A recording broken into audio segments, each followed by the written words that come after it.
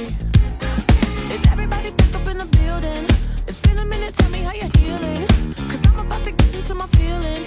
¿Qué tal? Bienvenidos a Astrofototech, tu canal de Outreach para la divulgación de la astrofotografía en Chile, aquí a través de la nueva plataforma de Chess24 Chile Oficial, que ya prácticamente está haciendo todo un update aparte de los canales que ya tenemos asociados obviamente a nuestra academia de Astrofototech. Así que bueno, les estamos ahí obviamente entregando el mejor contenido y haciendo también una segunda patita, ¿por qué no?, de ajedrez, que vamos a estar dándoles a conocer todas las novedades a través de una serie de podcasts que vamos a implementar a través de esta nueva plataforma, que probablemente se va a convertir obviamente en una nueva plataforma de podcast a través de, digamos, el soporte de Spreaker, ¿no?, que es nuestro soporte en regalón ahí, digamos, para entregarles a ustedes el mejor contenido de audio. Bien. Habíamos comenzado obviamente con lo que tenía que ver el caso Nima, de la que ya escribimos obviamente un capítulo atrás, pero queremos seguir obviamente retomando lo que han sido un poco las consecuencias también y digamos los coletazos, por así decirlo también, de un caso al que se le ha ido siguiendo el hilo, ¿cierto?, por decirlo de alguna forma en jerga tuitera, ¿no? Porque ha traído muchas repercusiones en general, no solamente a Niemann, que además ya ha dicho que ha demandado a Magnus Carlsen por la suma de $10 millones, ya que es la información como más reciente. Hasta ayer, por lo menos cerca de las 3 de la mañana, era lo que anunciaban los portales con diferencia de una hora con horario del Atlántico, digamos, en Estados Unidos. Hora chilena, yo creo que tipín 3 de la mañana fue lo último que alcancé a leer, y que obviamente consignaban los principales titulares, estadounidenses, de que,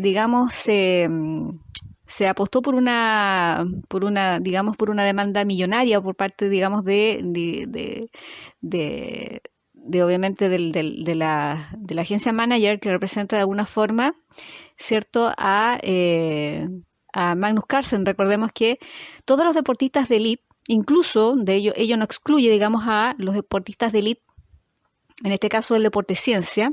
Acuérdense, por ejemplo, quienes conocen de sobra, ¿cierto? O más bien, dicho de otra forma, ¿quién no conoce de sobra, digamos, cómo funciona el mundo del deporte si no fue a través de Jerry Maguire? Ahí tenemos el ejemplo más, digamos, más fidedigno, ¿cierto?, y más cercano de lo que significa, digamos, el manejo, ¿cierto?, de un deportista de élite. Y bueno, obviamente en el ajedrez de élite y profesional no es la excepción. Las cosas se manejan de la misma forma y muy probablemente, aunque sea un deporte más tranquilo, menos conocido, quizás más conservador, etcétera, no es un deporte, vamos a decirlo de esta manera, ¿no? Vamos a utilizar un término, van a decir ustedes, hoy qué antiguo. No es precisamente, digamos, el más top o el más taquillero de los deportes, pero se está volviendo cada vez más popular, quizás más frecuente, se está expandiendo mucho más el ajedrez, le queda mucho por hacer en muchos sentidos, sobre todo desde el punto de vista de lo que significa integrar más a la mujer, no solamente porque la mujer tenga derecho a accesarse hoy en día a los torneos internacionales, a llegar a instancias finales, que eso ya es un terreno conquistado, sino más bien poder exigir en toda regla el poder jugar campeonatos absolutos o mixtos, ¿ya? Tanto así que también vamos a pasar a levantar la información que leí el otro día de que la rusa, que en su momento aparecía nombrada en la serie Gambito de Dama, particularmente en el capítulo final, cuando a Beth Harmon le tocaba, digamos, batirse a duelo en el tercer intento, creo que fue, por derrotar a Vasily Borgov, ¿no? Y que obviamente termina con el triunfo de ella, después de tanto, digamos, después de tanta debacle, ¿no?, para la que ella no estaba preparada, probablemente la primera vez, para la segunda fue una pérdida, algo que ella se farrió como parte, digamos, de una enseñanza de vida que ella tenía que transicionar ahí. No vamos a hacer spoiler de la serie para quienes no la han visto, porque siempre hay que invitar a quienes no hayan visto esa serie a que la vean, ¿ya? Porque realmente es un manual. Gambito de Dama es un manual exquisito de ajedrez desde el punto de vista de que está muy bien trabajado, no lo digo yo, lo dicen los expertos. Los que hoy día son expertos ajedrecistas o que fueron de alguna manera en su momento, estuvieron dentro de los mejores rankeados, leyendas vivas del ajedrez como por ejemplo Garry Kasparov, Anatoly Karpov, el mismo pentacampeón Magnus Carlsen y actual campeón también, han hecho de alguna forma revisión o más bien rúbrica de las jugadas propias que aparecen en la serie y han visto obviamente y han rescatado verdaderas joyas, ¿no? Así que para quienes no la hayan visto, la serie Gambito de Dama a través del personaje de Beth Harmon, que es la que lleva, digamos, el hilo conductor a través de la estupenda adaptación que se hizo de la novela de Walter Tevis del mismo nombre, Gambito de Dama. Véanla, porque vuelvo a insistir, es un verdadero manual, ¿no? Y bueno, en esa última escena, cuando ella tenía que batirse por tercera vez a duelo con Vasily Borgov, para hacerse ya, digamos, con la corona de campeona mundial, porque si no lo lograba en esta ocasión es que ya no lo iba a lograr nunca.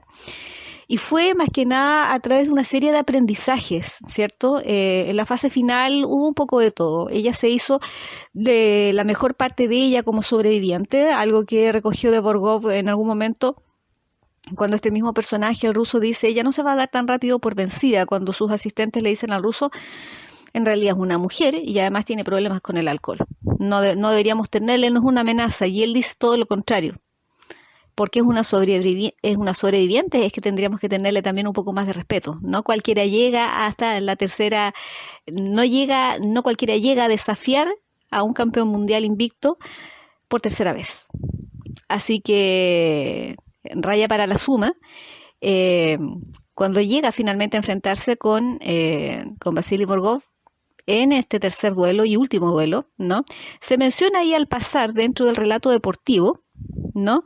La figura de una jugadora rusa, que no se me llega en este minuto el nombre, ustedes lo pueden googlear, pero ella, de hecho, esta semana, y por eso digo, paso a levantar, digamos, también esa información, a la edad que tiene hoy día, me imagino que debe ser octogenaria, también demandó por una suma millonaria a la serie de Netflix, o más bien demandó a Netflix específicamente, por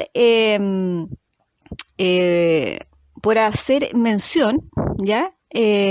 O más bien por no haber quizás visado alguna información, porque muchas veces, a ver, estas plataformas, tanto Netflix, Paramount Plus, Amazon Prime, todas las que ustedes conocen, debieran tener algún sistema de visado, ¿cierto? De las series que obviamente se adjudican de alguna forma, o de las producciones que se adjudican, porque muchas veces cuando son basadas en la vida real o son biopic de alguna situación puntual, y que además consiguen, digamos, una audiencia gigantesca como la que consiguió Gambito de Dama en el año 2020-2021 y que sigue capturando, digamos, la atención de gente que no la ha visto y que cada vez se está acercando más al mundo del ajedrez, porque consigue ver en ella precisamente un manual. Entonces es la forma más accesible, por ejemplo, a que más mujeres se integren a jugar al ajedrez, se interesan o se han interesado a partir de esta serie.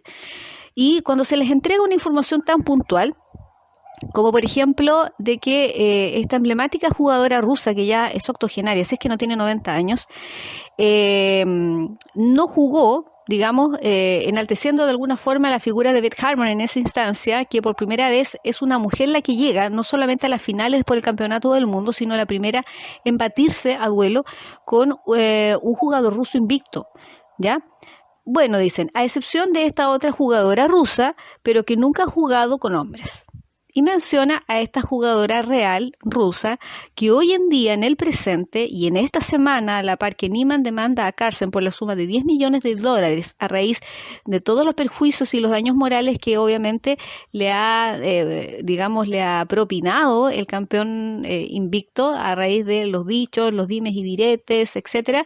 Bueno, también raya para la suma esta jugadora también se ha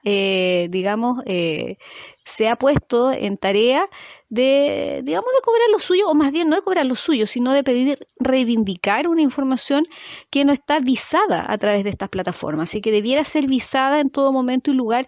Vuelvo a insistir, y ella subraya obviamente la importancia de que cuando se cogen ciertas producciones que logran facturar en dinero, a través de la teleaudiencia, logran capturar, sintonía, ¿no? Y hay grandes cantidades de dinero que se embolsan de alguna manera, que sea en base también a información que sea fidedigna.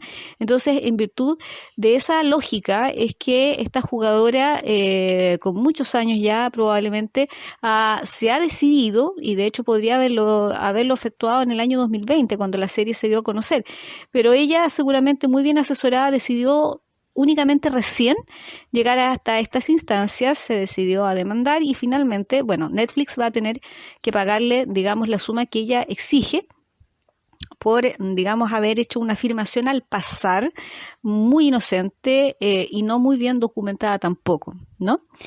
Bien, eso por una parte con las novedades de esta semana que han rodeado de alguna manera el mundo del ajedrez, que está tan convulsionado durante estos 2 últimos meses, septiembre, octubre. Hay algunos que, y ustedes lo van a ver también en este último podcast, porque es la ficha que tenemos de este segundo y último podcast con motivo del caso Carson-Niemann, o Niemann-Carson, como ustedes le quieran llamar. Tiene ahí ya prácticamente motivos, podríamos decir, navideños. Entonces hay mucha gente que se está dando por jubilada a estas alturas del año. Sí, estamos todos cansados, obviamente, pero en fin, tenemos motivos navideños ahí también, así que no hemos acelerado junto con el marketing de alguna forma. Específicamente sí, pareciera ser mentira cuando uno dice el mundo del ajedrez ha estado tan convulsionado ahora entre septiembre y octubre, que hay gente que ya prácticamente siente que está viviendo diciembre. Entonces suena como raro, por eso quería hacer, el paréntesis de decir que esto recién ocurrió ahora en septiembre-octubre, todo lo que ha rodeado el caso Carson-Niemann, ¿no? Y decirles que, efectivamente, ustedes ya van a tener ahí con la publicación de nuestra revista, de nuestra segunda edición de AG Dress, ¿cierto? AG Dress, de vestido o peón que llega a ser promocionado rey. No la revista Peón de Rey, que esa es otra, a quien saludamos, a sus editores, por supuesto, como siempre, son muy amables con nosotros.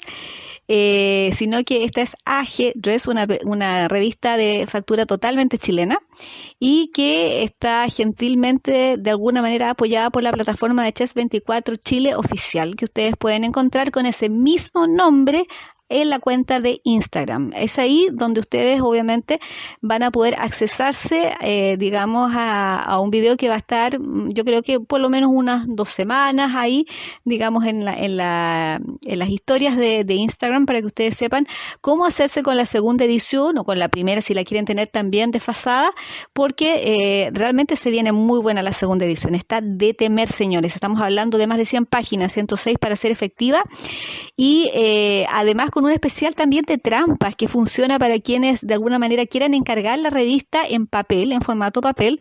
Tienen el sistema de publicación en formato Capakine. ¿Qué significa eso? Significa que obviamente si ustedes la compran en papel a la revista, ¿cierto? Van a tener un material de excelente calidad, obviamente también de recuerdo, porque el material gráfico viene pero de morirse. Está para chuparse los dedos, es muy entretenido, es muy visual, es muy intuitivo también. Le sirve también mucho para que los niños también se interesen, porque viene con una paleta de color que es tremenda. Así que en el sistema Capakine ustedes van a tener ahí obviamente todos los pormenores de lo que significa de alguna forma tener el formato en papel. Vamos a una pausa y volvemos.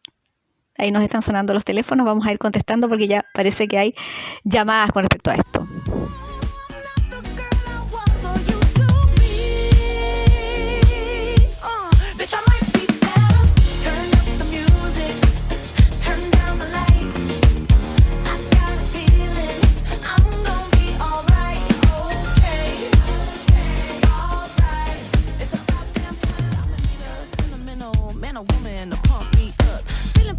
Walking in my Balenciennes, trying to bring out the fabulous. I give a fuck.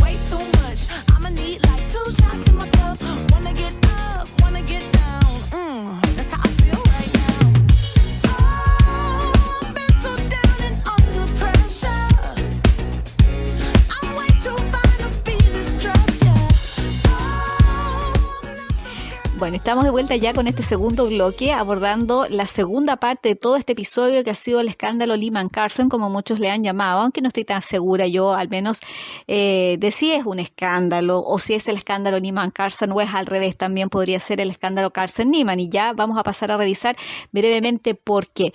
Yo les estaba comentando antes de ir al primer corte, que probablemente va a ser el único corte a todo esto que hagamos, porque este es un breve, en el fondo es la continuación de algo que ya veníamos abordando desde el último podcast, así que este va a ser, digamos, un breve, más que nada para también reseñarles lo que habíamos dejado pendiente en, digamos, en la primera parte, digamos, de nuestro programa de la presentación, y estábamos hablando precisamente, ya, de nuestra revista, que ustedes pueden accesarse a ella, comprarla, adquirirla, etcétera, en formato papel o en formato, digamos, digital, a través de la cuenta de Instagram, que es Chess24 Chile, ¿ya? Que es como de alguna forma la cuenta oficial para poder accesarse a la adquisición de nuestra revista, ya sea en formato papel, con calidad excelente material, obviamente, como ya les estaba contando, con un colorido tremendo.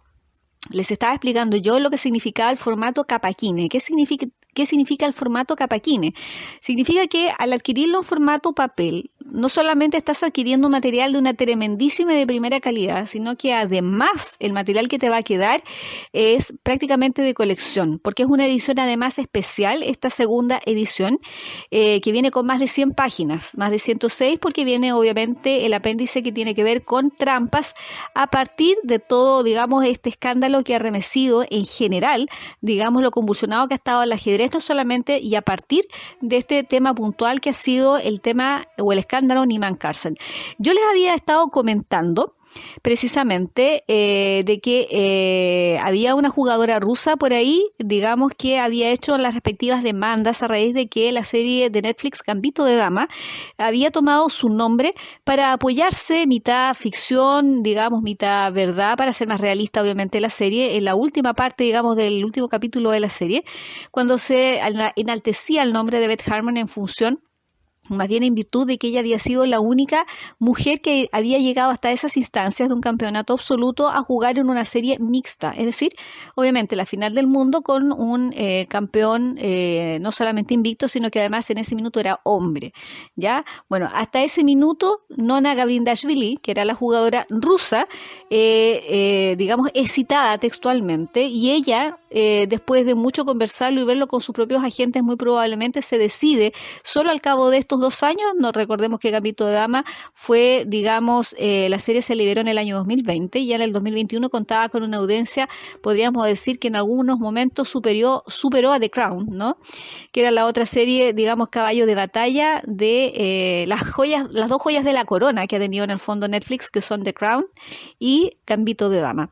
Así que esta jugadora rusa se decide a demandar recién después de 2 años. ¿Ya? Nona Gavrindashvili se decide a demandar no solamente a la producción de la serie, sino también a Netflix por el hecho de no haber visado específicamente, digamos, la información que le estaba llegando de una producción que tomaba parte de ficción basada, digamos, en un biopic, digamos, de alguna forma de un biopic real, ¿no? De una biografía real, porque mucho se ha especulado sobre si la serie Gambito de Dama, la novela de Walter Tevis, de alguna forma se inspiró en una jugadora específica, mujer, o reunió varios ingredientes que han afectado a los mejores ajedrecistas del mundo en sus distintas virtudes, sus distintas debilidades, etcétera, o si es un personaje en especial, ¿ya? Es muy probable que a lo mejor incluso se haya inspirado en la vida de Nona Gavrindashvili, ¿ya? Pero no la conocemos a ella. Estamos hablando de jugadores que están del otro lado del mundo, que pertenecen a una generación obviamente distinta a lo que es el mundo hoy, y que quizás ella no fue muy conocida por el hecho de hacer un ajedrez, ser mujer, ella hacer ajedrez en una época donde no era, o más bien era muy infrecuente que existieran mujeres, y sabemos poco de ella, la verdad, hay muy poca información sobre ella, no conocemos, digamos, su vida en el fondo. Y bueno, el hecho es que Nona Gavrindashvili no está, digamos, demandando porque su vida de alguna manera haya sido, digamos, tomada como parte digamos, del sustento para alimentar un personaje, sino que ella está demandando nada más que por una cita textual en el último capítulo o en el último episodio de Gambito de Dama, cuando muy puntualmente, a través de una redacción o a través del relato deportivo de lo que significa el juego de esa partida, se menciona el nombre de Nona Gabrin-Dashvili como parte de una de las pocas mujeres que ha llegado a instancias finales importantes en torneos de elite, no necesariamente a campeonato del mundo, sino que además a jugar con un hombre. Y ella, obviamente, en virtud de esa demanda, alega lo contrario, efectivamente, de que ella logró accesarse al campeonato del mundo en su momento y jugar con hombres. Así que esa es la naturaleza más o menos de la demanda que estábamos de alguna manera pincelándoles un poco en el primer bloque. Volvemos a lo que estábamos hablando de nuestra revista y que tiene que ver con lo que yo les estaba comentando también y que dejamos pendiente, decirles que la cuenta de Instagram, vamos a volver a insistir, Chess24 Chile, que es nuestra principal plataforma de apoyo para la revista. Ustedes van a estar viendo allí en las historias, digamos, de la cuenta, el video de cómo accesarse a nuestra página web, la dirección de la página web, dónde tienen que cliquear, cuál es la página o la subpágina que tienen que linkear ahí para accesarse al botón y obviamente hacer el encargo de, digamos, de la revista, ya sea en formato papel, ya sea en formato digital. Prontamente vamos también a empezar a gestionar todo lo que es el sistema de suscripciones, así que se van a llevar un material no solamente de excelente calidad, sino que además a muy accesible precio. ¿Ya? Estamos hablando de más de 100 páginas, más de 106 páginas. Y yo les contaba por qué, porque específicamente no podíamos ser la excepción, y ya que muchas publicaciones, no necesariamente revistas de ajedrez porque no hay muchas, estaban tratando este tema que ha convulsionado y que da tanta nota para hablar, ¿no? El tema del escándalo Neiman Carlsen. Y por lo mismo nos decidimos hacer un especial de trampas en formato Kappa-Kine. Les estaba contando yo en qué consistía el formato Kappa-Kine, y es que ustedes cuando adquieren el formato papel, ¿cierto? Aparte que se van a llevar parte de una memorabilia que les va a servir de documento y que va a poder ser material de consulta para niños, les voy a pincelar un poco algunas de las notas que trae. Por ejemplo, a raíz de que estamos haciendo esta nota, que está asociada a el meollo del último impasse que tuvo el jugador Hans Niemann, en este caso con el jugador, armenio-estadounidense Samuel Sedian. Ya tenemos una nota que se llama Morfología y ajedrez de género, ¿ya? Donde ustedes también van a poder descargar, aquellos que les gusta el ajedrez desde el punto de vista, digamos, de la parte manual, o quienes les encanta fabricar juegos, por ejemplo, o quienes simplemente están interesados en cómo fabricar un Stauton. Tenemos publicadas ahí, por ejemplo, todo lo que es, digamos, la morfología de una pieza de ajedrez, qué dimensiones tiene que tener en la longitud, en el ancho, en relación a los escaques. Por ejemplo, hay una serie de planos allí en la sección ajedrez sin molde, por ejemplo, que ustedes van a poder descargar, y hay mucho material descargable además. Hay un manual también de Research Chess también que ustedes van a poder ver ahí, de partidas y de entrenamiento, ¿cierto? Hay cualquier cantidad de material, van a poder accesarse incluso al informe que publicó de 72 páginas la misma plataforma de chess.com en contra de Hans Niemann, por ejemplo. Si ustedes lo quieren leer directamente y ver la información en la que nosotros nos apoyamos también para hacer el informe de trampas, ¿ya? Entonces, en este apéndice de trampas que viene, como les digo, en formato Kappa-Kine, en la misma revista, en la misma segunda edición, ustedes van a tener en el fondo dos portadas, ¿ya? Si compran el formato impreso en papel, van a tener dos portadas, la que corresponde a la revista, y vuelta al reverso van a tener la contraportada, pero en formato también portada, es decir, revés y derecho en el fondo, para que se entienda, ¿no? Así que es una edición de lujo, muy bonita, ya los que la compren se van a llevar, digamos, un material de colección valiosísimo y con un precio súper accesible, así que no se lo pueden perder. Hay mucho documento también, hay mucha información que no está, ¿Ya? Esta edición también anuncia una sorpresa muy especial y que está relacionada con la película Champion y Mira que se hizo o que digamos, ya se estrenó en Rusia el año pasado, pero que no cuenta todavía con traducción al español y tampoco al inglés, ¿ah? Porque, bueno, con todos los bloqueos que hay en Rusia a raíz del tema de la guerra con Ucrania, ustedes comprenderán que si es una película de factura rusa no va a venir tan luego, ¿no? Así que ahí estamos haciendo algunas labores como para poder, porque la película ya está en nuestro poder y estamos avanzando bastante en la traducción, así que prontamente también la vamos a tener ahí. Sepan que por lo mismo, en la plataforma de Instagram, en nuestra cuenta de Instagram, Chess24Chile, siempre vamos a estar liberando películas, ¿ya? Material que ustedes a lo mejor no conocen y obviamente esta no va a ser la excepción, por supuesto que no. Bien, pasemos a lo que les estaba yo conversando hace un ratito y que es el meollo de este último, digamos, de esta última sazón, por decirlo de alguna forma, que se ha venido a añadir a digamos, a este tremendo plato que ha sido el caso Neiman Carson, ¿no? Bueno, ustedes ya saben más o menos, tienen el corolario de lo que ha sido digamos, la sucesión de eventos, ¿no? Ahí tenemos en el apéndice de trampas de nuestra revista un estudio bastante acabado y muy bien elaborado, muy bien resumido. Además, hicimos un trabajo bien de joyería, bien corto, preciso, intuitivo, para que ustedes entiendan a grandes rasgos de qué se trató y de qué va toda la cronología de los hechos y donde también sustentamos de alguna forma también una posición, ¿por qué no decirlo? Y decir también claramente, digamos que está expresada la opinión editorial, porque no es bueno decirlo, que los medios digan que se expresa una opinión editorial, y en el sentido en que si a mí al menos, por ejemplo, un alumno universitario, de los que yo he tenido, me brinda, por ejemplo, un informe estadístico de esas características, del que chess.com defiende tener un informe bastante bueno entre manos, a opinión de Ken Regan, que es un economista, ¿ya?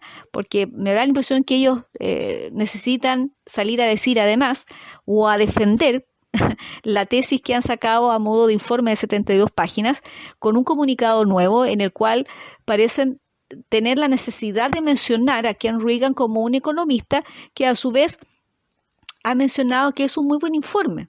Pues yo les digo, si a mí un alumno en la universidad me entrega un informe estadístico de esas características, la verdad es que yo pensaría para evaluarlo porque me parece más bien de aproximación escolar, ¿ya? Me deja mucho que desear. Hay información espuria que está totalmente, digamos, incorrecta, ¿ya? Y que abordamos en la revista con pruebas también, ¿ya? Voy a citar solamente dos cosas y creo que ya lo dije en el episodio anterior, en la primera parte, digamos, de esta serie de 2 podcasts con respecto al caso Neiman, ¿ya? Me parece que publicar, por ejemplo, en un informe de 72 páginas donde 40 de ellas son de gráficas sin tabular y otras tantas son de cuadros que no se relacionan con esas gráficas y que además esos cuadros no están, digamos, graficados, proporcionan información que no está completa y además información que es errónea, ¿ya?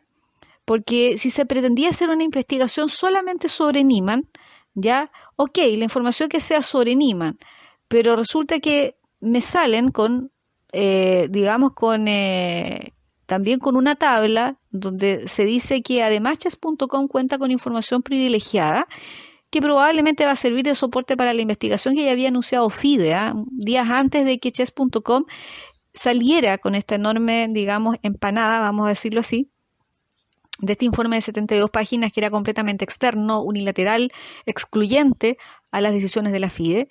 Puede que vaya a aportar información a la FIDE valiosísima, yo no digo que no, pero esperábamos en toda regla y en toda norma, es decir, siguiendo el conducto regular, de que la FIDE se pronunciara primero. Entonces hay una suerte de avasallamiento en ese sentido, yo lo siento así al menos, o lo veo así, y en buena ley el querer colaborar significa que si yo cuento con una información ya elaborada, que puedo proporcionar a la FIDE y puedo colaborar en la construcción de un mejor ajedrez, ya lo hago obviamente a discreción, ¿cierto? Y a través del conducto regular que corresponde. Pero este no ha sido el caso. Entonces, si se va a hacer una investigación responsable con respecto a este tema puntual, uno no va y se indica con elementos que están viciados o que pueden ser no del todo incorrectos, pero al menos espurios, ¿ya? El nombre de Niemann, seguido de una tabla donde se dice que hay al menos 58 jugadores posicionados dentro de los 100 primeros mejores del mundo y que no están mencionados con nombre y apellido, ni siquiera con los nombres de usuarios con los que suelen jugar en la plataforma chess.com, que es la que agrupa el mayor número de usuarios, más de 90 millones de usuarios de la mayoría de las plataformas de juego. Entonces, a mí no me parece que eso sea muy leal, ¿no?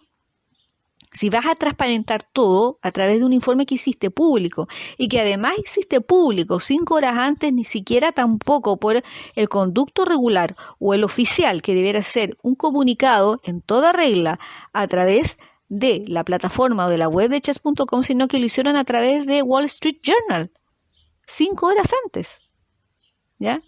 Entonces, aquí está todo mal. No se hizo una campaña comunicacional del terror en contra de Niemann.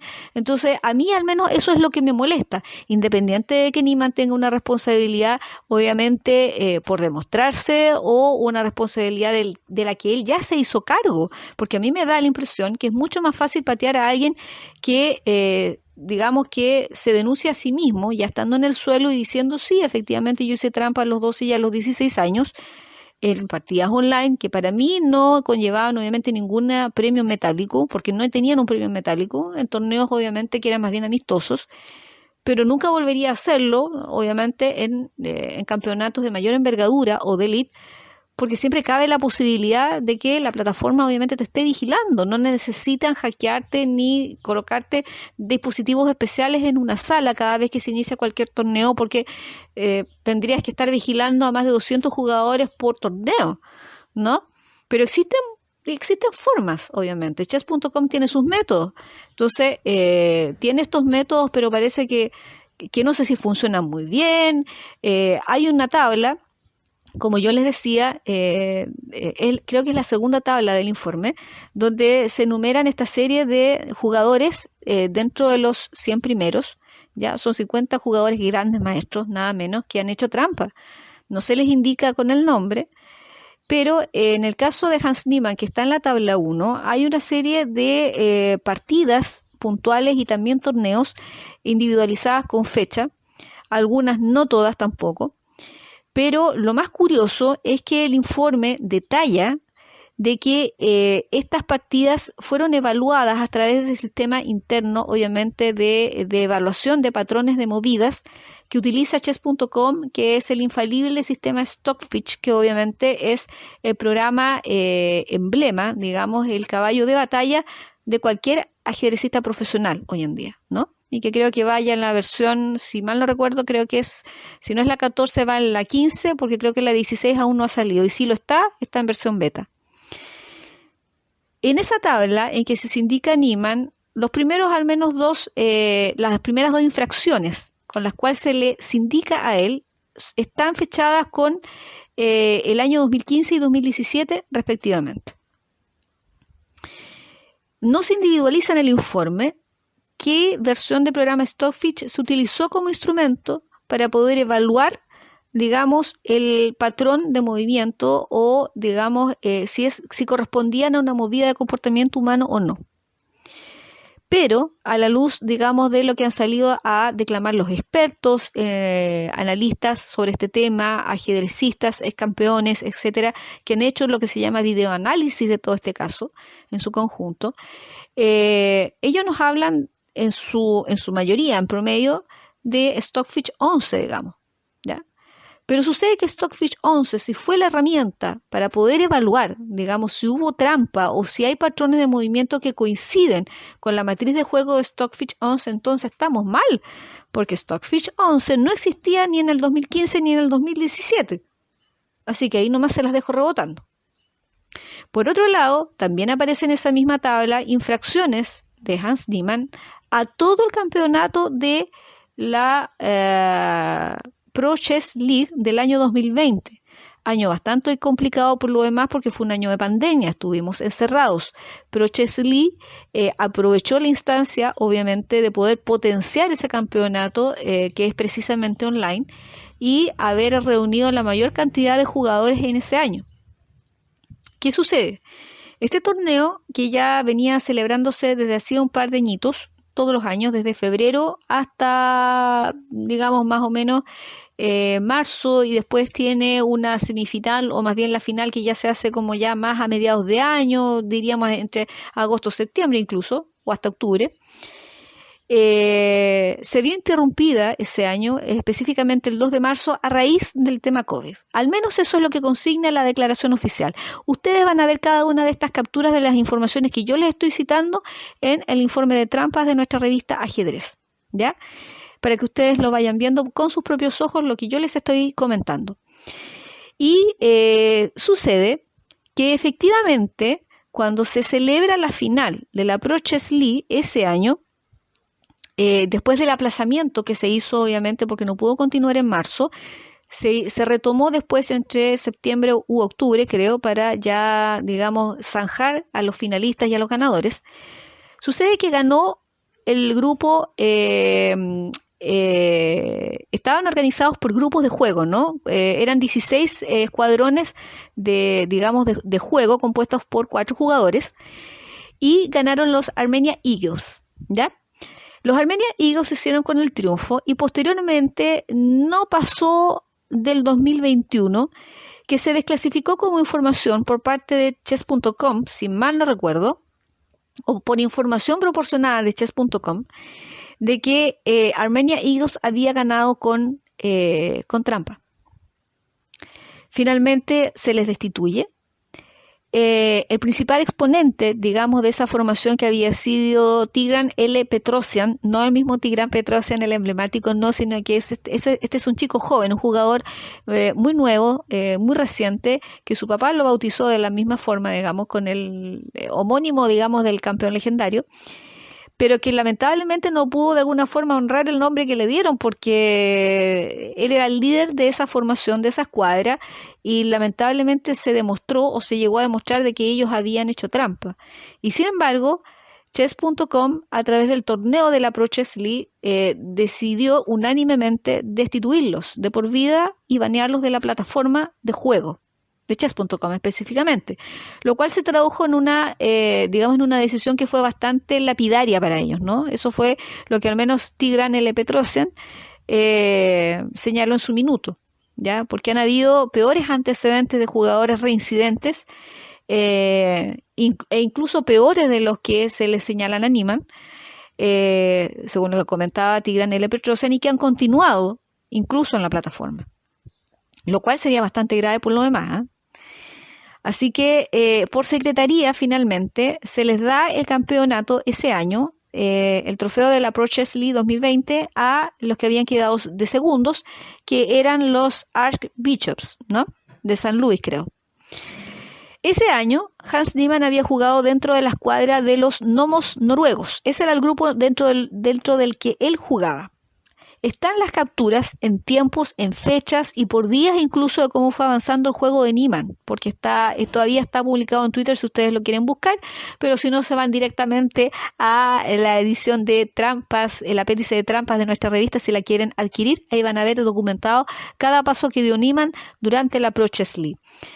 Decir entonces que en este informe de 72 páginas Hans Niemann haya hecho trampa durante toda la Pro Chess League sin individualizar durante qué días, esa información espuria, puesto que Hans Niemann, según como yo lo pude recoger a través de las informaciones de Twitter y las investigaciones que hicimos para la revista, pudimos percatarnos que él comenzó en ese torneo ese año 5 días después del inicio del torneo y se retiró 18 días antes del cierre, antes de la suspensión. Entonces me parece que es información incorrecta, y como decía un muy buen profesor mío en la universidad, basta con que exista la excepción para que ya no se establezca la norma. Basta con que tengas un solo elemento viciado como para poder decir que quizás todo el resto del documento también lo está. Solamente eso les voy a decir. Bien, con eso acabo un poco, digamos, la pincelada que quería darles del tema de trampas. Bien, pasando a lo que ha sido la novedad de esta semana, y ustedes lo van a ver obviamente ahí bien, digamos, pincelado en el mismo post, en el mismo afiche, digamos, de este podcast. Ahí estábamos hablando de Carlsen como, podríamos decir, una especie de Confucio, ¿cierto? Y a la vez un Stalag 17. Stalag 17 y Carlsen el Confucio en el fondo. Ese era más o menos el título de este último episodio de podcast, ya con respecto al caso de Nyman Carlsen. ¿Qué ha pasado en estos días? Han pasado dos cosas. Primero, que Carlsen no ha terminado con las polémicas. Si bien es cierto, se le ha bajado la temperatura al tema de conflicto que tiene con Nyman, salvo la novedad que ya les comentaba en un inicio de este capítulo, que Nyman ha decidido demandarle por $10 millones a raíz de la forma y el fondo de cómo se hicieron las cosas, y el daño moral que de alguna manera le ha provocado. No olvidemos que Nyman, después de estos escándalos, juega en el Abierto de Estados Unidos, que en este minuto y precisamente hoy se está jugando en la última ronda, porque ya comienza el Big Pound en España. Por lo tanto, corresponde que cierre otro de los grandes eventos también, que es el Abierto de Estados Unidos en su ronda 12.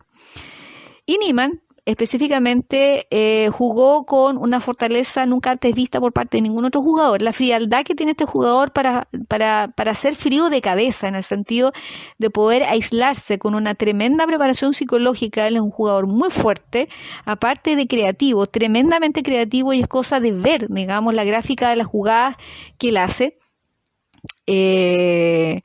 Además, es un jugador muy fuerte, psicológicamente muy fuerte. Empezó ganando, llevándoselo todo, tuvo sus grandes caídas también, y también demostró a raíz de eso de que es perfectamente posible que un jugador pueda estar en la cresta de la ola, tener un tremendo rendimiento un día y al siguiente quizás ya no tanto. Esas cosas se dan en el ajedrez. No veo por qué no se puedan dar, ¿ya? Y también explicamos esa diferencia de lo que significa ser un prodigio en el ajedrez y ser también solo un prodigio. Está puesto dentro del decálogo de las 10 creencias falsas de las que hablamos en el ajedrez, ahí en nuestra revista, ya por si lo quieren leer. Entonces, hay mucho material, hay mucha tela que cortar. ¿Qué ha pasado con Carlsen? Carlsen hace algunos días tuvo un impasse con un jugador que creo que es azerí, de Azerbaiyán, es Rauf Mamedov, ¿ya? Donde tras el primer movimiento de Mamedov, que inició con E4, peón a E4, le siguió una jugada del todo completamente inesperada, que si fuera por verificarla en temas de módulo o irse a Stockfish, la vas a encontrar por ahí en la fila 20, 26 más o menos, para que tengan una idea. ¿Qué fue lo que jugó Carlsen? Jugó peón a G5. ¿Y saben lo que hizo Rauf Mamedov? Simplemente desistió de seguir jugando. Y desistió de seguir jugando con aclaraciones bastante previas, porque en entrevistas nada más que de hace 2 días, porque esto ya ocurrió hace más de una semana, solamente hace 2 días concedió una entrevista que ya ha sido traducida a varios portales, y él dice efectivamente que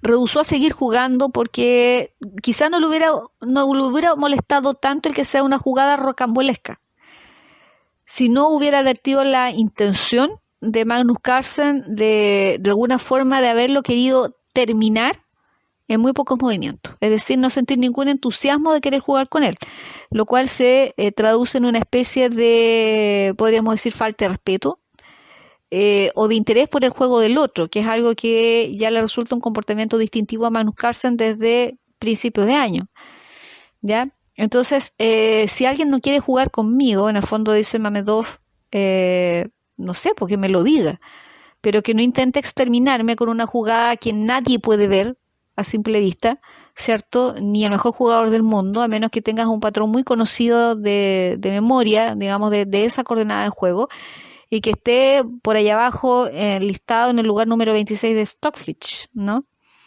Solamente para liquidarte en un par de movimientos, no tener ganas de jugar en el fondo y acabar rápido, ¿ya? Ese es por un lado, digamos, el confuso que se mandó en el fondo Magnus Carlsen esta semana, o más bien la semana pasada, ya con Rauf Mamedov, ya en el fondo como, perdón por el refrán que voy a utilizar, pero me hace mucho sentido esta filosofía budista de decir, no se mata con un cañón a un mosquito. Por supuesto que Rauf Mamedov no es ningún mosquito, es uno de los jugadores más serios y más connotados de Azerbaiyán, de su país. Es uno de los primeros, ¿ya? Es un tremendo jugador, listado dentro de los mejores 50 del mundo, ¿ya? Es un jugador muy serio, jamás envuelto en una polémica, nunca jamás, ¿ya? Entonces, es bastante delicado, también uno tiene que fijarse, yo creo, por muy campeón o pentacampeón invicto que seas del mundo, yo creo que tienes que guardar las proporciones del caso, sobre todo si también estás jugando con alguien que es mayor que tú. Mamedov es un hombre joven, pero es mayor que Carlsen. Entonces, ahí también priman otro tipo de cosas que yo creo que uno debiera manejar también. Hay muchas cosas que hay que manejar en el ajedrez y no simplemente el hecho de competir por ganar dinero, de hacer más dinero sin importarme quién está jugando conmigo, sin importarme el hecho de si quiero yo jugar o no, porque tiene que importarme. Eso va a influir en mi rendimiento y en las ganas que yo le coloque al juego, en el cómo yo trato a las personas también, ¿cierto? Entonces, fue un incidente aislado, por decirlo de alguna forma, pero bueno, quedó en eso, simplemente en una especie de impasse, ¿no? Y bueno, en el fondo, vuelvo a insistir, es como, no sé, aplícate la filosofía budista hace bastante rato, Magnus Carlsen, me da la impresión que estás con elementos estresores de más. Yo creo que definitivamente este no fue el año de Carlsen, él debiera haberse quedado quizás más en la casa, haberse tomado un año sabático, haberse tomado un año de meditación, de reflexión, para entender que con una jugada rocambolesca de esas proporciones uno no puede salir jugando, ¿no? No puedes ser tan poco protocolar, tan poco caballeroso. Tú conoces mejor que nadie la esencia de este juego. Si conoces mejor que nadie el protocolo, la integridad y la esencia del juego, entonces no critiques a Niemann cuando dice que él hace trampas, porque eres tan menos caballero que él, ¿verdad? Cuando tratas a una persona de esa forma. No eres más moral precisamente por tratarla de esa forma. Pasemos al otro capítulo. El capítulo que, a propósito de que yo les contaba que en nuestra segunda edición hablamos de un temazo, ¿no? Que tiene que ver con morfología de juego y ajedrez de género, donde no solamente hablamos de la incorporación o de la mayor participación, qué sé yo, o de lo que tiene que decir la mujer o que opinar desde el punto de vista de lo que significa el ajedrez o las finales de ajedrez o cómo se están jugando las modalidades. Hay mujeres que ya han alzado la voz con respecto a lo que significa las modalidades. Hay mucha gente, y a propósito hablando de Carlsen, que ha determinado gran parte de cómo se están jugando los últimos torneos, queriendo fusionar partidas híbridas, ya que eso ya provocó bastante, digamos, desazón entre los jugadores profesionales y entre los aficionados también. ¿Quiénes son de lentas partidarios de una partida de lentas? Lo explicamos también en la revista. ¿Qué es ser un jugador de lentas? Por favor, un ajedrez clásico es el que es, no necesita un nombre adicional, no necesita que alguien diga una partida de lentas. ¿Ya? Ajedrez clásico es ajedrez clásico. Las otras son partidas de blitz, rápido, raya, relámpago, como le quieran llamar, ajedrez bala, bomba, como sea, pero son, digamos, categorías distintas, ¿no? Vamos a una pausa y ya vamos con el tercer corte, me avisan ahí.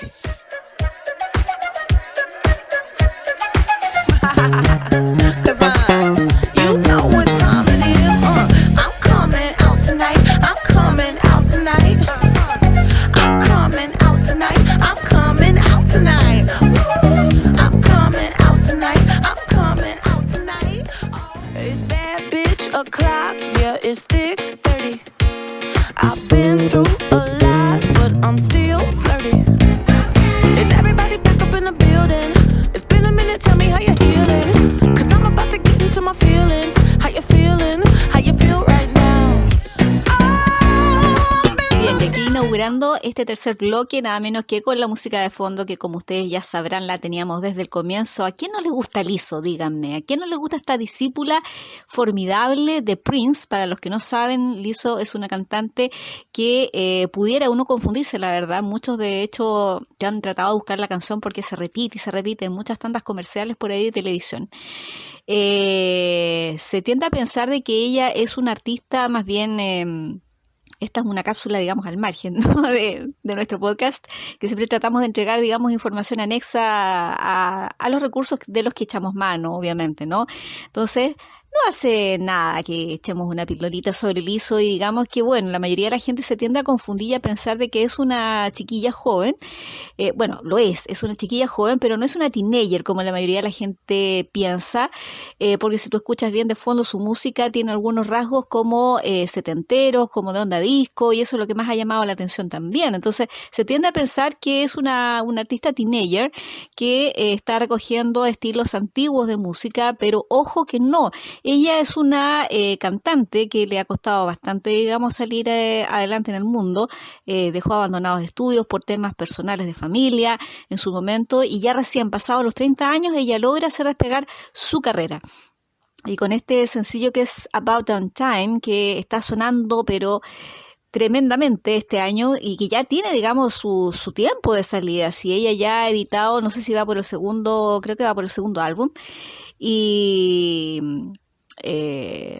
realmente tiene, digamos, tiene copadas ahí las tandas comerciales con ¿cómo se llama? Con este hitazo, ¿no? About Damn Time, que nos rememora un poco la música disco. Una excelente, dicen, discípula de Prince en su minuto, ¿ah? Prince le ayudó, digamos, un poco le produjo, según dicen, sus primeros trabajos, que no fueron muy conocidos acá. Por eso se dice que ahora los trabajos que está sacando ahora vendrían siendo, digamos, más para este lado del mundo, como el segundo trabajo, ¿no? Porque About Damn Time ya tiene su tiempo, pero es como que lo primero que nosotros conocimos de ella. Bien, retomando un poco lo que dejamos, lo que veníamos hablando en realidad, y de las últimas novedades que de alguna manera han ido cercando al tema, digamos, de el caso Neiman Carson o Carson Neiman. Ya, yo les había dejado deslizada un poco, digamos que luego de lo que había sucedido con Carson y Rauf Mamedov, se vino otra polémica, pues. Se vino otra polémica, una nueva polémica. Y esta fue más bien pasajera, fue algo muy puntual, fue más bien anecdótico, pero que dejó a varios así como pensando, ¿ah? Así que yo no diría, yo no lo desecharía como un incidente aislado.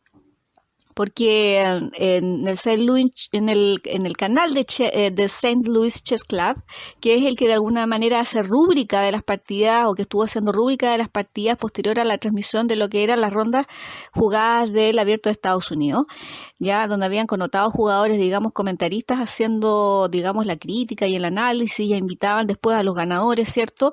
O a los jugadores más emblemáticos en el fondo que han estado, digamos, en la palestra, para explicar, digamos, sus partidas. Neiman ya ha estado varias veces desde que se produjo todo este escándalo en la Sinquefield Cup. Entonces, la verdad es que podríamos decir, ¿no? De que ahí han estado, digamos, revisando un poco, digamos, todo el quehacer de lo que ha sido, digamos, los últimos incidentes. Y bueno, este último incidente que se produjo, que ellos lo tomaron como bien a la ligera, como de forma bien anecdótica, como que se reían un poco en el estudio, le quitaron, digamos, digamos, la esencia, digamos, desdramatizaron un poco lo que había sido esta especie de sketch, por decirlo de alguna forma, de lo que sucedió entre el jugador armenio-estadounidense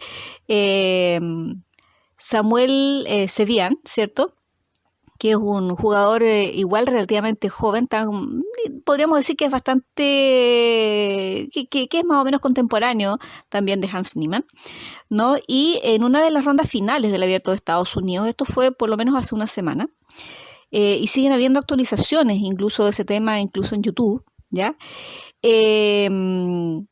llevaban, digamos, una partida bastante avanzada cuando les tocó jugar. Y de repente, la reina negra de Carlsen, porque la reina negra de Niemann, porque Niemann estaba jugando con piezas negras y quien llevaba la ventaja en ese sentido para haber comenzado el juego era Samuel Sedian, ya con piezas blancas. Pues la reina negra no es la reina negra, disculpen, el rey negro, porque en el fondo fue que perdió el coronamiento, ¿no? El rey negro, sí, porque la reina, la dama, la pieza de la dama no es como una corona per se, ¿eh? Es como, yo desde que era chica y conocía esa pieza me llamaba la atención, yo le decía cabeza de torta, porque tenía como una pura guinda nomás encima. El rey era el que estaba sin coronamiento, entonces el rey negro de Niemann, ya que estaba en la avanzada de la casilla B3, de repente se ve en imágenes, cuando se recrea, digamos, todo este impasse, se ve que Sedian va y en el tiempo de Niemann, en que Niemann le tocaba jugar, mientras él estaba con su cotoba ahí tratando de darle vuelta, digamos, al análisis para ver qué pieza movía, Sedian no encuentra nada mejor que tomar el rey negro de Niemann y sacarle la cruz, digamos, la parte del coronamiento. Ustedes, digamos, van a ver en la segunda edición de nuestra hermosa revista, que dicho sea de paso y entre paréntesis me voy a mandar una nueva cápsula, para que sepan ustedes, son 106 páginas. En el fondo estamos hablando de 4 ediciones en una, y es una edición súper especial que está a un tremendo precio, así que no se lo pueden perder. Bien, cierro con eso. Porque estamos explicando también que en esa segunda edición entregamos una parte especial que habla precisamente sobre cómo hacer el stautum de las piezas. Tenemos algunos planos ahí para quienes se interesen por la labor artesanal del ajedrez en el fondo, ¿ya? Así que tienen todas las directrices, las proporciones, las medidas, las distancias, entre una pieza y otra, la relación que hay de proporción entre el escaque y la superficie posterior o baja, digamos, de la pieza, y las partes que tiene cada pieza. Entonces, la sección última, digamos, de cualquier pieza de ajedrez que se llama, que vendría a ser como el carenado, ¿no? de un cohete espacial, si vamos a ponerlo en términos espaciales de Astro Phototech. La última sección, que es como el carenado, o el coronamiento más bien de la pieza, que pareciera que igual se tiende a salir, igual que un cohete espacial, ¿no? Es lo último que queda, y la parte, digamos, útil de la pieza, lo que de alguna manera denota la forma, ¿ya? Hay todo un estudio, en la nota que nosotros hicimos de la revista, hay todo un estudio a partir de qué sección de la pieza se define la forma, porque per se, hasta antes de todo aquello, es amorfa la pieza, no tiene, digamos, no tiene género, por decirlo de alguna manera, no tiene una identidad definida, ¿ya? Y es recién ya en la tercera sección, en lo que es el coronamiento, donde tú tienes una identidad de la pieza finalmente. Entonces, ¿qué es lo que pasa? Que en el tiempo, digamos, de esta jugada en que le tocaba mover a Niemann y Niemann estaba pensando, llega Samuel Sedian y toma el rey negro de Niemann, y le quita simplemente con una facilidad que yo nunca entendí, porque yo incluso pensé que a lo mejor él había hecho fuerza, digamos, a la cruz del rey de Niemann, pero no, pues, o sea, simplemente lo toma y como que la cruz sale nomás. Y después se ve, porque el video está editado de tal forma que obviamente el diálogo se quita, probablemente porque no hubieran algunas palabras, digamos, no hubieran, digamos, ahí algunos intercambios de mucha urbanidad, me imagino yo. Entonces, me imagino que de buena forma no se refirieron el uno al otro, ¿no? Por algo, digamos, no existe el diálogo, no está en ningún video que ustedes quieran buscar, recrear ahí en YouTube, solamente está la mímica de lo que ellos parecía que se decían, ¿no? Hasta que buscan un árbitro, pero según dicen, creo que más o menos el corolario, digamos, del diálogo, del breve diálogo, del intercambio que se dio ahí medio tenso, fue que Niemann le dice: ¿qué estás haciendo, hombre? Deja la pieza ahí, ¿por qué la tocas? Entonces, él le dice... Me imagino que Sedian le tiene que haber dicho algo así como, ¿quieres que lo hablemos? ¿Quieres que te lo diga en la cara? Una cosa así. Y Niemann le vuelve a reiterar, déjala ahí. ¿Por qué la tocas? ¿Por qué la mueves? Y más encima en mi tiempo, cuando yo tengo que mover, me estás desconcentrando, eso no es algo que esté dentro digamos, de los protocolos del juego. Entonces, vuelve a insistirle, Sevian, y le dice, si quieres lo vamos a arreglar afuera, lo conversamos afuera, no tengo ningún problema de que no lo reconozcas acá, algo así. Me da la impresión que tiene que haber sido, ¿no? Entonces, aunque es un incidente aislado, ya, finalmente, bueno, Niemann para el reloj para que no le siga corriendo el tiempo, busca un árbitro, porque obviamente las cosas se arreglan mediante el arbitrio de las personas que están allí, y el árbitro trata de resolver el problema, reinicia el reloj, ellos siguen conversando, el árbitro les dice que por favor se callen porque hay otras personas que también están jugando. Niemann le dice al árbitro algo como, pero si él me está hablando a mí, una cosa así, como no me increpe a mí si él es el que me sigue hablando, algo así. ¿Ya? Bueno, no se llega a resolver qué es lo que realmente pasó ahí, por qué Sevian decidió tomar la pieza, por qué la corona de ese rey cae tan rápido. Nada de eso, digamos, quedó al descubierto. Pero yo les voy a contar una cosa, porque hubo mucha especulación acerca de este episodio que para mí no es aislado. ¿Ya? A mí me parece bastante grave.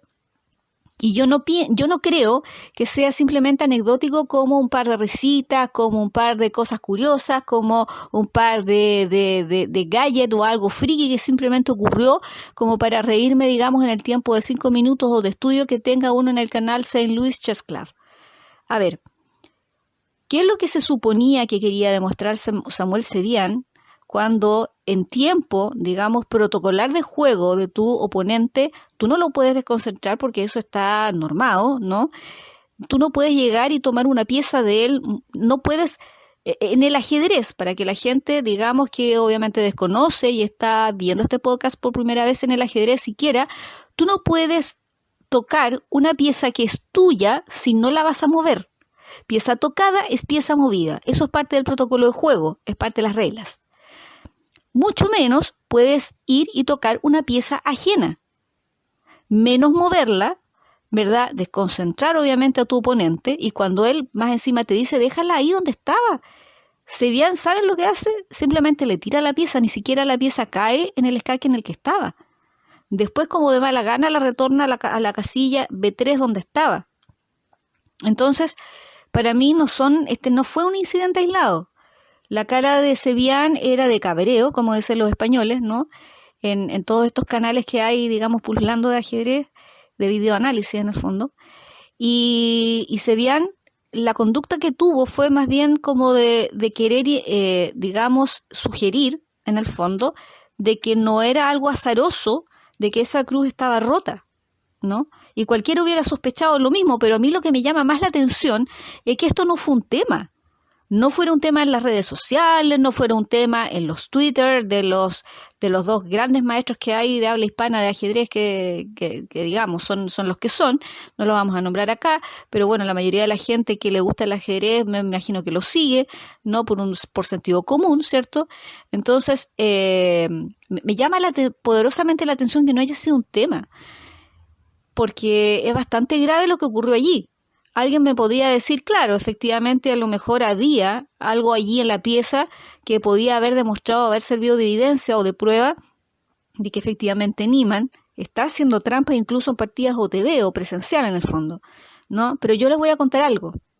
Y de hecho yo se lo tuiteé a uno de estos grandes maestros, de estas personas entendidas en bioanálisis de ajedrez. Nadie es lo suficientemente estúpido como para estar bajo vigilancia y bajo acusación de trampa para mandarse lo que se denomina un Stalag 17. ¿Saben ustedes lo que es un Stalag? Un Stalag en alemán es la palabra para campo de concentración. En 1953, el genial director estadounidense Billy Wilder, director de películas tan emblemáticas como La comezón del séptimo año, El apartamento con Jack Lemmon, que es una de mis películas favoritas. ¿Qué otra película se me va? Bueno, tiene películas de muy diversa factura, generalmente películas que tienen que ver con resiliencia humana, películas que son comedias, pero otras también muy serias. Hizo Sabrina, la película original, ahora que se me está viniendo a la mente, con Audrey Hepburn, Amor al atardecer también, con Audrey Hepburn, muchas películas emblemáticas, ya clásicos del cine. hizo esta película Stalag 17, hablando de la cabaña 17 en el fondo. El campo de concentración era el Stalag, pero la cabaña en la que estaban estos presos militares, en el fondo, porque eran todos suboficiales de aviación y cosas así, pero eran todos militares aliados durante la Segunda Guerra. Tenían una relación bastante, digamos, no voy a hacer spoiler de la película, pero para los que están interesados y quieran entender, digamos, la esencia de lo que yo estoy hablando acá, voy a describirles un poco el tema. En esta cabaña, donde habían una serie, digamos, de pilotos que se conocían algunos entre sí, otros no, otros se hicieron amigos ahí, pero la película parte con estas personas que ya estaban viviendo hacía mucho tiempo en esta cabaña, estaban presos, ¿no? Es una película muy parecida para quienes han visto El Gran Escape con Steve McQueen, una película muy, muy clásica, ¿no? Es parecida, ¿no? Salvo que quizás es un poquito más lenta, además de eso puede que no la favorezca mucho, no la haga muy conocida el hecho de que es una película también en blanco y negro, que haga que el ritmo de la película sea un poquito más anquilosante y que por lo mismo tenga un atractivo distinto. Es para gente que realmente es neófita del cine, o que en realidad probablemente siguiendo determinados contenidos se entusiasme más en verla y en tomarle, digamos, la paciencia de seguirla, ¿no? Pero que te deja grandes lecciones también, ¿no?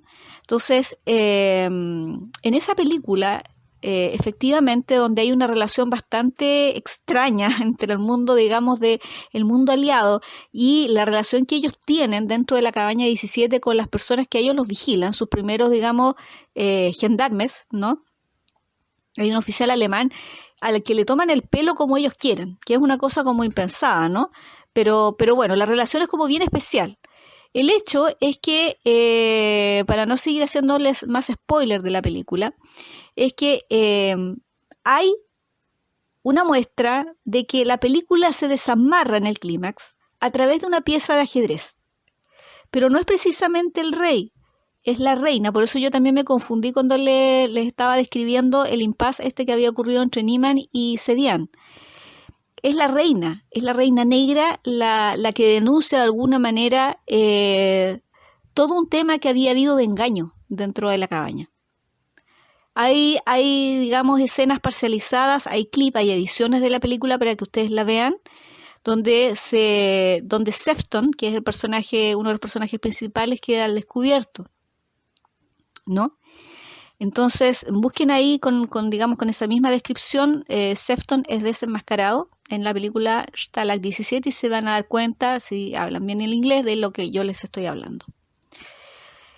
Reinas negras huecas. Alguna vez yo escribí también esa columna, que es mandarse un Reinas negras huecas después de haber visto Stalag 17, o si eres fanático de las películas clásicas, hay que ser muy ingenuo para pensar aún en estos tiempos de que un recurso así pueda llegar a funcionar, o al menos es menoscabar o subestimar la inteligencia de las personas o estimular la imaginación en la dirección incorrecta.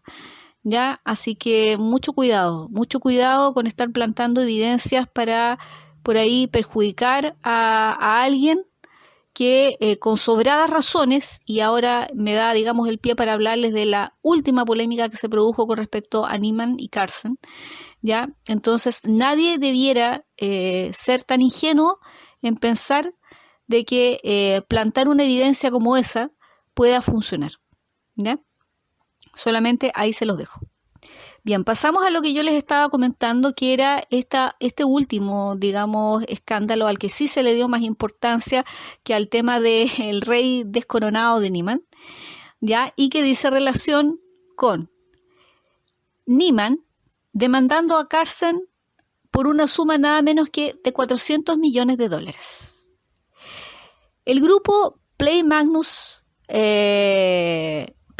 Group, en el fondo, ¿ya? Que aglomera la mayoría, digamos, de las prestaciones asociadas a la empresa de Magnus Carlsen a través de distintas, digamos, aplicaciones, sobre todo la aplicación Play Magnus, ¿ya? Y que se estaba vendiendo, o de la cual se estaba haciendo la principal accionaria, nada menos que Chess.com, a través de una suma también multimillonaria. y que en mitad de este traspaso, digamos, era más que obvio que iba a emprender una defensa corporativa a favor de Carlsen en todo este episodio que ha sido Neiman Carlsen.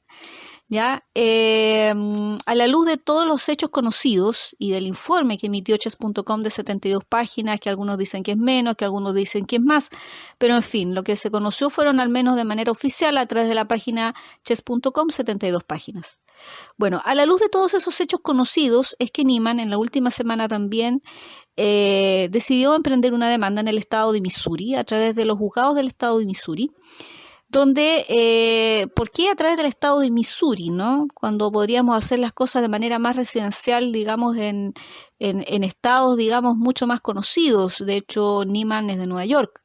Entonces, ¿por qué? Porque el estado de Missouri, de alguna forma, aglomera una serie de artículos que no son valederos probablemente en otros estados, ¿ya? Una serie de resquicios legales bajo los cuales Neiman puede sentirse en derecho de demandar a Carlsen por 4 cargos. Ya, 4 cargos que son bastante graves, ¿no? Y que si tú, digamos, los revisas bien y te das cuenta o has seguido cada uno de estos eventos paso a paso, claro, te vas a dar cuenta que justificadamente él emprende una demanda que podemos entender o no, o justificar o no, lo millonaria. Podemos tener diferencias en la cantidad, algunos se reían en Twitter, decían, parece que terminó demandando hasta el gato que cruzaba la calle, por poco y no me demanda a mí, decían algunos, de manera anecdótica. Podemos tener diferencias sobre cantidades, pero yo creo que sobre lo que tiene que ver en cuanto al fondo de las cosas y al libelo, bajo el libelo o el marco del libelo en el que él demandó, sobre eso yo creo que no hay 2 opiniones distintas, ¿ya?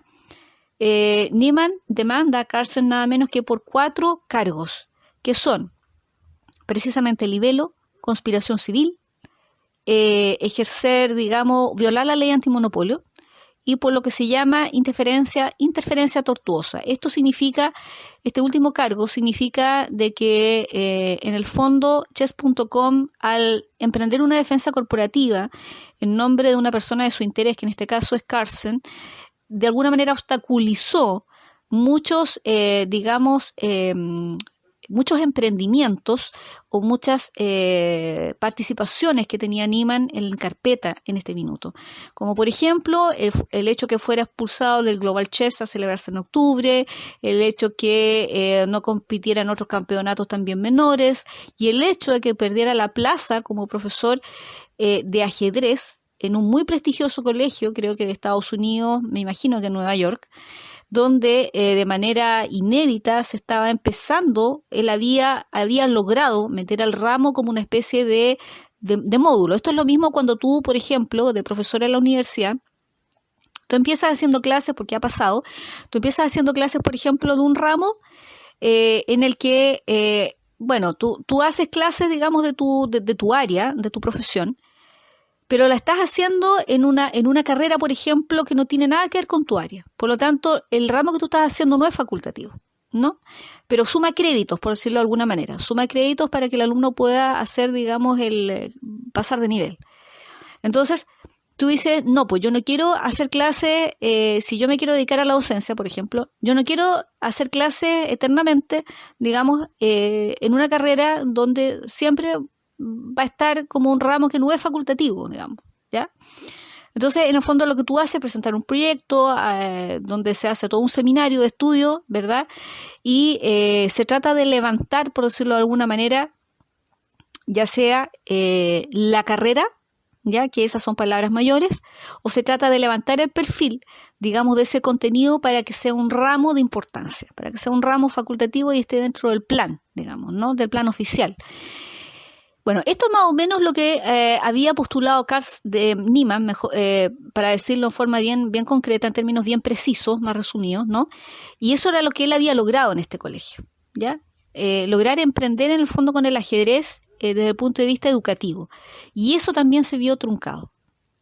Sin contar con el hecho de que cuando partió todo este tema, Neiman ya estaba molesto desde la CryptoCap, porque habían habido algunas negociaciones por ahí con Chess24. No nos olvidemos que todas estas plataformas son todo lo mismo en el fondo. Chess24, Chess.com, todas pertenecen de alguna manera a la factura Carlsen, ¿no?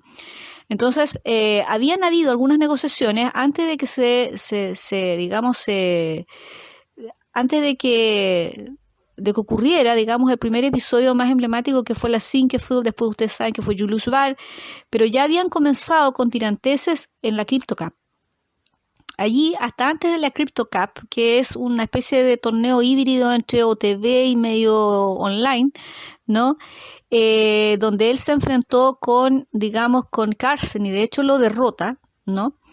Venía ya mosqueado, bastante cabreado Niemann, porque ellos habían estado previamente en negociaciones para hacer algunas campañas, qué sé yo, trabajar juntos.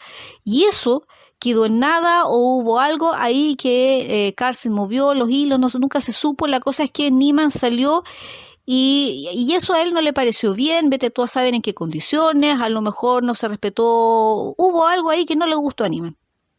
Entonces, al hecho de estar visiblemente cabreado durante la CryptoCup, incluso habiendo derrotado, digamos, a Carlsen, él sale, digamos, posterior al haber ganado, digamos, ese match, sale, lo aborda un periodista de chess24.com, le pregunta qué se siente haber ganado y él dice, bueno, el ajedrez habla por sí mismo, y se pega media vuelta y se va.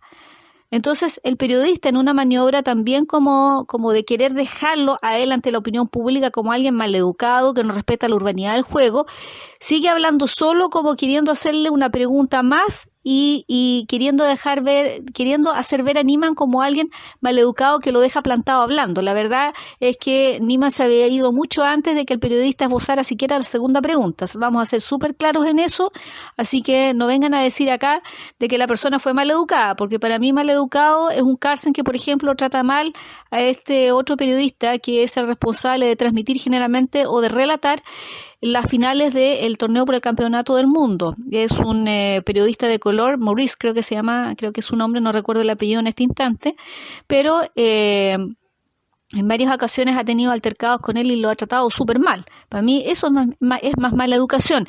Disculpen si ustedes sienten que yo estoy empatando aquí, un comportamiento con otro, pero la verdad es que para mí no es esa necesariamente la de Niemann una seña, digamos, de mala educación.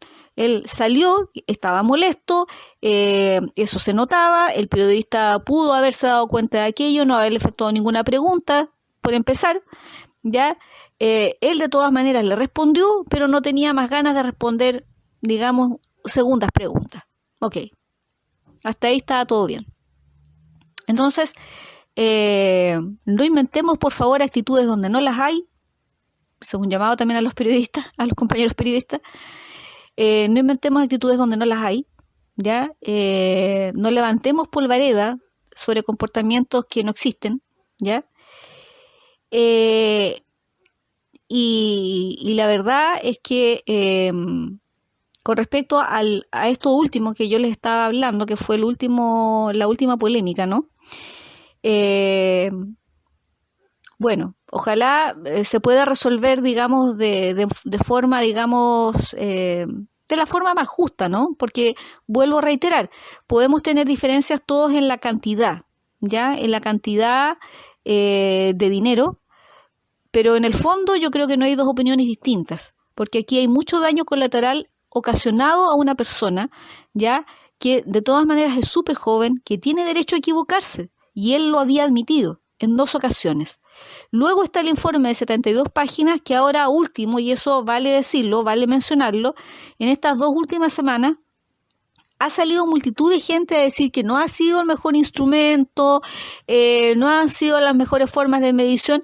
Nosotros lo dijimos aquí desde un principio. Dijimos que no era un buen informe, que era un informe de aproximaciones completamente escolares, ¿ya?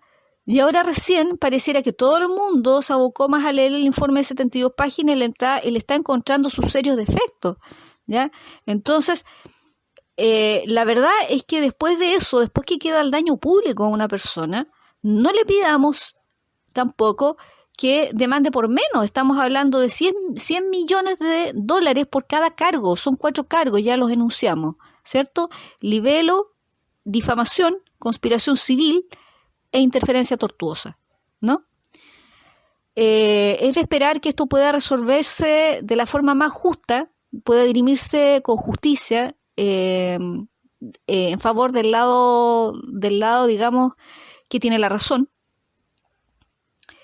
Y que bueno, deje, digamos, deje un marco ejemplificador en el fondo de que no por el hecho de que aparezca alguien, digamos, un contendor en tu vida, ¿ya?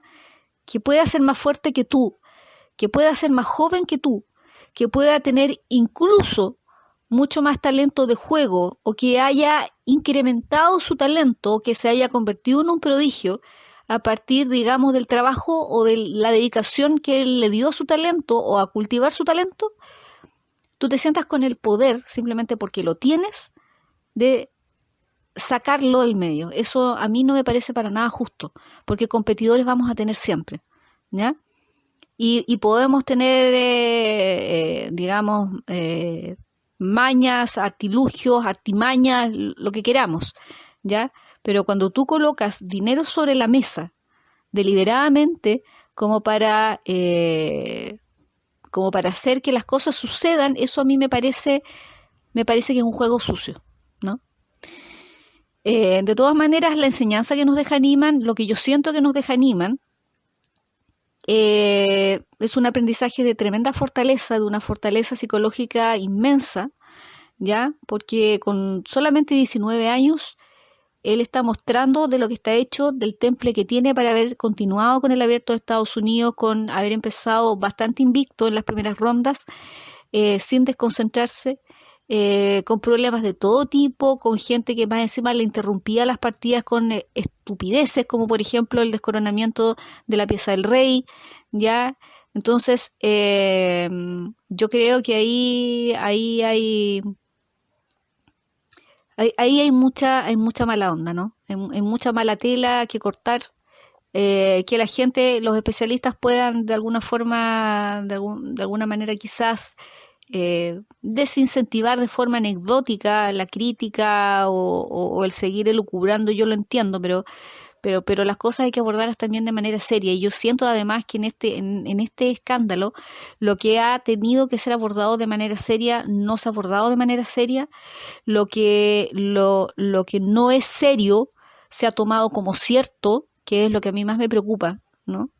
Y es de esperar, por último, de que la FIDE tome cartas en el asunto, tomando en cuenta lo que ha dicho Chess.com, el comportamiento que ha tenido Chess.com a través de la persona de Magnus Carlsen, ¿ya? Y que de alguna manera trate de elaborar sus propias evidencias. Yo haría más que nada ese llamado. A todo esto, estaba leyendo por ahí del 10 de octubre una información de IMOL redactada por, me imagino que un periodista del Mercurio, de IMOL, Felipe Muñoz, que decía que el escándalo Niemann-Carlsen o Carlsen-Niemann era uno de los más grandes, que se confirmaba como uno de los conflictos más grandes que han habido en el mundo del ajedrez, de los que se tiene en cuenta, y que en Chile la mayoría de los expertos opinan que sería el final del juego. Y hay varias opiniones ahí bastante, digamos, curiosas de personas que tienen bastante razón, ¿eh? Dicen, si fuera a terminarse el ajedrez solamente por esto, o si fuera que el mundo del deporte o que cada disciplina del deporte peligrara, digamos, su vida útil por las trampas, el fútbol sería el primero. Hay opiniones de ese calado, ¿eh? Pero sí, pues tiene bastante razón en lo que dice, lo que consigna el titular, porque la verdad es que el ajedrez es un juego de integridad, es un juego de caballeros, y como de acuerdo a los nuevos tiempos, ¿no? Tuvo que adecuarse a lo que significan las nuevas tecnologías y aceptar partidas online que en algún momento pudieron haber sostenido el mundo del ajedrez, que obviamente vive también de los torneos que se realizan. En el 2020 fue de gran ayuda, obviamente, el hecho de que ya estuviera instaurado el sistema electrónico, ¿no? Pero sucede que le hace un mal a un juego que en esencia siempre partió siendo OTV. Es decir, era impensado que habláramos siquiera de OTV en una partida clásica presencial y punto, ¿no? Hoy día estamos acudiendo a hablar de partidas híbridas, de juegos OTV, de juegos online, de juegos aquí, juegos allá, ¿cierto? Pero sucede que bueno, o sea, se ha ido un poco desmembrando la esencia del juego en ese sentido. Y por supuesto, o sea, no es la idea, pero se sabía que obviamente el juego iba a estar supeditado o iba a ser, susceptible de trampa, desde el momento en que introdujéramos, dispositivos y que introdujéramos, la oficialidad de la partida electrónica, ¿no? De ahí que no haya doble moral. Primero que todo, si ya lo aceptamos como tal, no tengamos dobles morales, porque la inviolabilidad del juego no existe. Lo único que podemos hacer día a día es tratar de mejorar los mecanismos de rastreo, por decirlo de alguna manera, pero que sean eficaces, ¿no? Y que de alguna forma también sean administrados por las entidades que correspondan, no por unos pocos. No puede ser que chess.com tenga mejores instrumentos de medida que los que tiene FIDE, por ejemplo, ¿no? Y eso no puede ser.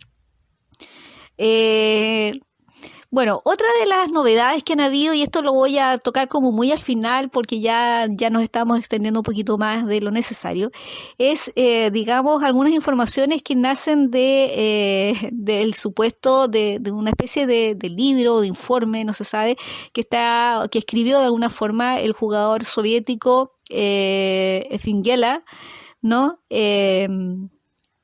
Sobre, las partidas perfectas de Bobby Fischer. ¿Qué tan perfectas eran las partidas de Bobby Fischer? Este jugador soviético dice tener evidencias de que no todas las partidas de Bobby Fischer eran tan perfectas, y ha sido el primero que se ha atrevido o ha osado siquiera de alguna forma deslizar se ha atrevido a insinuar o a sugerir abiertamente de que Bobby Fischer en algunos casos pudo haber también hecho trampa o haber sentido al menos la tentación de hacer trampa, y al parecer él está escribiendo, no sé si un libro o algún tipo de documento donde él cuenta con pruebas de aquello, ¿no? Hay una nota del diario El País escrita por don Leoncho García en estos últimos días donde se habla de aquello, así que búsquenla.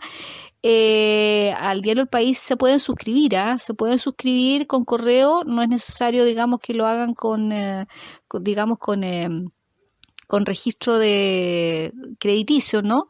Creo que no sé si a partir de la segunda o tercera lectura a lo mejor probablemente te pide ya un tipo de respaldo económico para acreditarte a un plan de lectura, pero de momento para los que están recién llegando y desean empezar a leer esas columnas, que nos mantienen al día, pueden suscribirse sin problema a través de su correo electrónico. Bien, señoras y señores, yo me voy despidiendo, entonces lo dejo nuevamente con esta columna musical excelente de Lizzoy, About Downtime, y es de esperar que obviamente todos estos temas se sigan solucionando. Estamos en este minuto ya comenzando lo que es la Big Pound en España, y estamos obviamente con ese torneo, les vamos a traer novedades más adelante. Yo me despido por mi parte y eso sería todo en este podcast. Nos vemos.